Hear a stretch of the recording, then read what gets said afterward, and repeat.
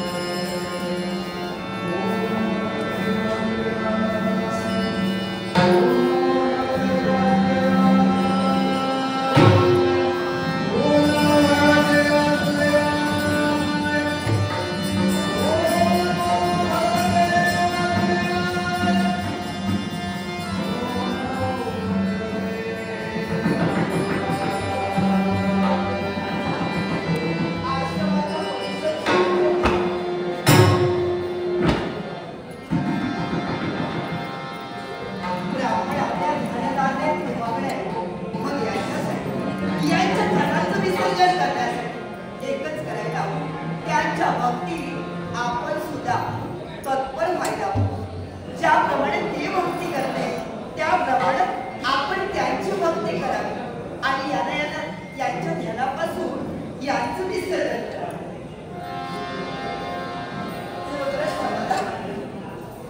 आता या ब्राह्मणाचा समाज मला लावतो आणि वडीलच सोनवरी असं हे दैवत माझ्या प्रीतीच आहे असं मनोमनी वाटते आणि वडीलच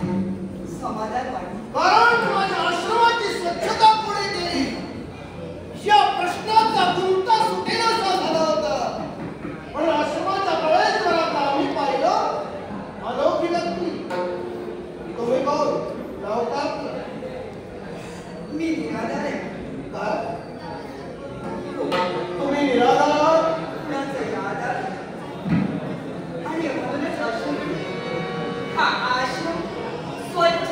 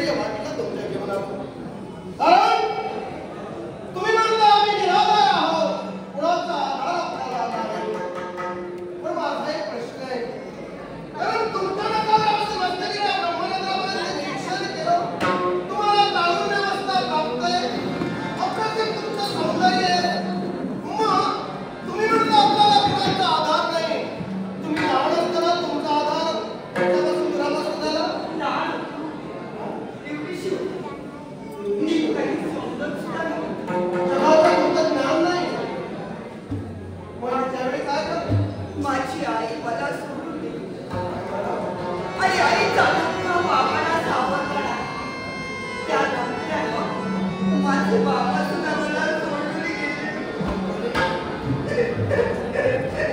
संसारातली आधारदेवता कोण असेल तर माणसाची सहचारिणी होय.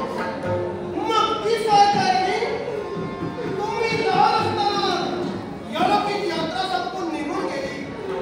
साहजिकच आहे, कारण तुम्ही विदेशा होता आणि या निरागस बालकाचं संगोपन कसं करावं प्रश्न तुमच्या बालकाच्या समोर पडायचा. आणि म्हणून त्यांनी जगाचा निरोप घेतला.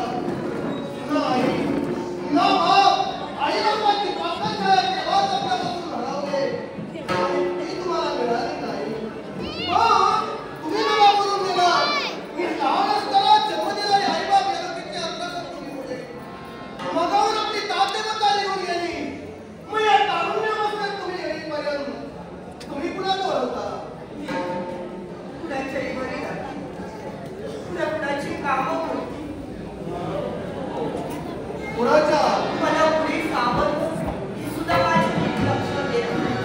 म्हणून ते स्वतःच्या टिचरमुटाची काळजी भरावी म्हणून निरागस अवस्थेत असताना सुद्धा काबाड कष्ट करण्याचा प्रश्न तुमच्यासमोर व्हायला आणि त्या काबाड कष्ट करत असताना तुमच्यावर कुणीतरी श्रीमंत माणसाने दया केली. तुम्हाला काबाड कष्ट केल्यानंतर त्याचा मोबदला तुम्हाला दिला आणि त्या मोबदला तुम्ही लहानाच्या मोठ्या झाला. पण आता माझा तिसरा प्रश्न आहे आपल्याला. तुम्ही म्हणताय मी काबाड कष्ट श्रीमंतांच्या घरी केलं, धनिकांच्या वर जाऊन केलं. मग आता माझा आश्रम तुम्ही परिसर स्वच्छ का केला? काय कारण आहे? आम्ही धनीच नाही, कारण आम्ही श्वेतवस्त्र परिधान केले. कारण श्वेतवस्त्र हे शुद्धतेचं प्रतीक आहे आणि ती शुद्धता आपल्या जीवनात प्राप्त व्हावी म्हणून आम्ही श्वेतवस्त्र परिधान केले.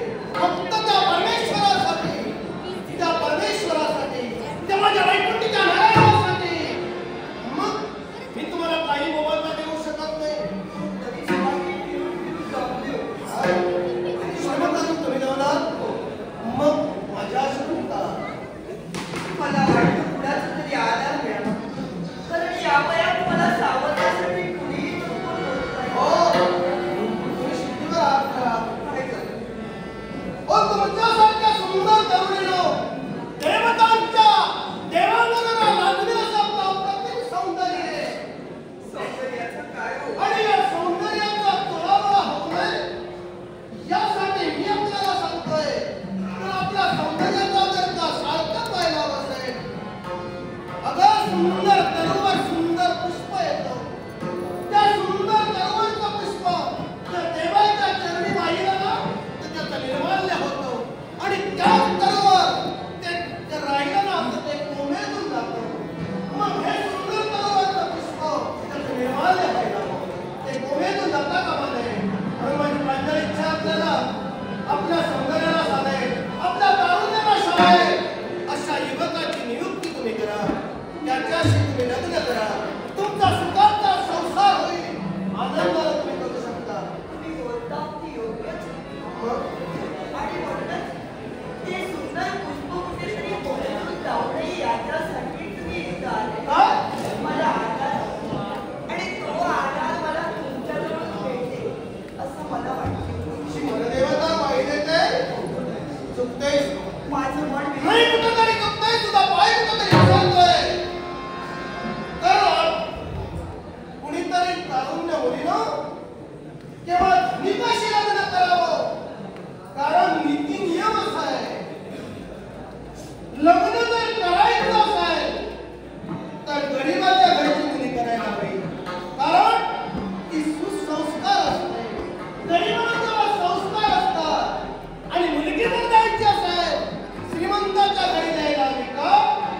तिनं मागावरून कधी पाहता नाही.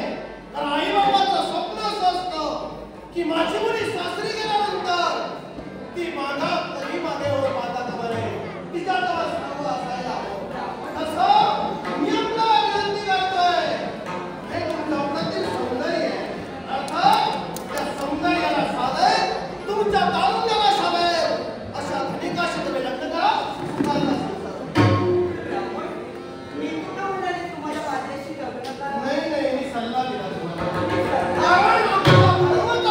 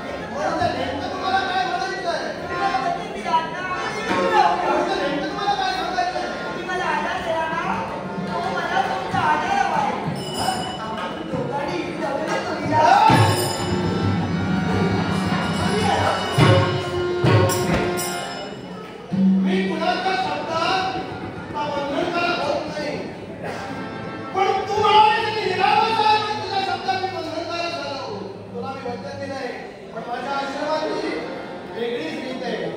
या माझ्या आश्रमाची वेगळी रीत आहे. तेव्हा मी तुझ्या मनाला होकार देऊ शकत नाही. नक्की हो. माझ्या शब्दाला तुम्ही होकार मुळीच नाही. तुम्ही मला वचन दिला. बक्षी जाते. वचन देऊन त्याचा उपयोग काय? म्हणजे ब्राह्मणपणे दिलेला शब्द तत्वज्ञ पाळण्यासाठी करतो होता. ब्राह्मणाच्या मुखातून निघणारे शब्द नक्की जपण्याला मी लोकांचं ऐकलंय, कसं नाही? मी मनावर ब्राह्मण नाही. मी जातीवरून ब्राह्मण आहे. आणि तेच म्हणते. हा. मी इतरच ब्राह्मण आहे, त्यांच्याजवळ मी गेले नाही. तुम्ही जातीवंत आहात म्हणून इथं आले. म्हणून माझ्या महत्व आलंय. म्हणून मी तुला सांगतोय. हात जोडून विनंती करतोय. इतरांच्या जर आश्रमात जा. तिथे ह्या मुलाला होकार मी नाही देणार तुला. ब्राह्मण तुम्ही नाही देणार. माझ्याला होणे नाही. ब्राह्मण तुम्ही मला शब्द दिला. दिलेला शब्द जर तुम्ही पाळत नसाल, दिलेला शब्द तुम्ही पाळत नसाल, इच्छा भंगाचा माणूस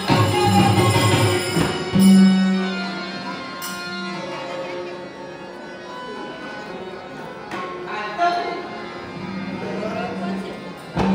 माझ्या इच्छेची पूर्तता झाली नाही. तर इच्छा भंगाचा मानव या विश्रमाला म्हणते शब्दाला